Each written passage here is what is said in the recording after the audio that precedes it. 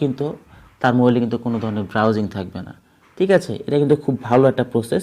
এটা কীভাবে কী করতে হয় প্রসেসটা যদি জানতে চান অবশ্যই আমাকে কমেন্ট করে জানাবেন। অন্য কোনো এক সময় আপনাদেরকে এটার উপর একটা ভিডিও তৈরি করে আপনাদেরকে বিস্তারিত দেখাবো। তো আশা করি আপনারা ভালো বুঝতে পারলেন যে কীভাবে আপনি ঘরে বসেই জাস্ট 2 মিনিটের মধ্যেই আপনি আপনার Xiaomi রাউটারটি কনফিগার করতে পারবেন কোনো ধরনের হ্যাসেল ছাড়া।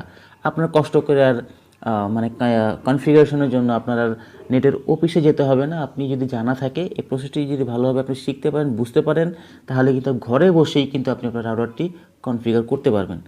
তো ভালো থাকবেন।